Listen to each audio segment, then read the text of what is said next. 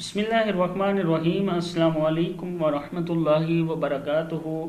عابد راجہ channel کی طرف سے آج میں آپ کو ہر نماز کے بعد رب ذوالجلال کی کبریائی کا اقرار کرنے کا طریقہ بتاؤں گا۔ وہ طریقہ جو نبی اکرم صلی اللہ علیہ وسلم جس طریقے سے کرتے تھے۔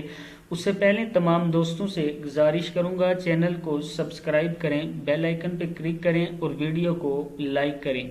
تو سٹارٹ کرتے ہیں۔ سیدنا مغیرہ بن شیبہ رضی اللہ تعالیٰ عنہ سے مروی ہے کہ نبی اکرم صلی اللہ علیہ وسلم ہر فرض نماز کے بعد فرماتے لا الہ الا اللہ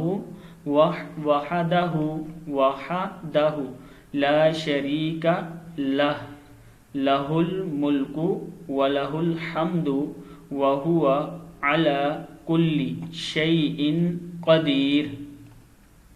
اللہم لا مانع اللہم لا مانع لما اعطیت اعطیت ولا معطی ولا میم پیش آئیں ولا معطی لما منعت میم زبر ما نون زبر آئیں منعت ولا ينفع ذل جدی زال زبر لام ذل جدی منکل جد۔ پھر پڑھتے ہیں بسم اللہ الرحمن الرحیم۔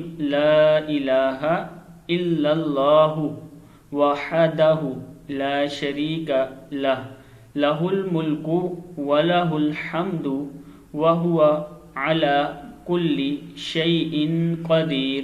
اللہم لا مانع لما اعطیت ولا معطی لما منعت ولا ينفع ذا الجد منک الجد۔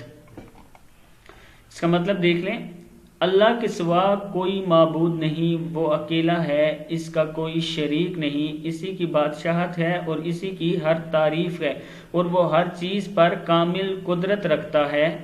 اے اللہ، نہیں کوئی روک سکتا جسے تو عطا کرے، اور نہیں کوئی دے سکتا جو چیز تو روک دے، اور نہیں فائدہ دے سکتی کسی صاحب حیثیت کو اس کی حیثیت تیرے ہاں۔ صدق اللہ العظیم۔ اس ویڈیو کو آپ نے شیئر ضرور کرنا ہے۔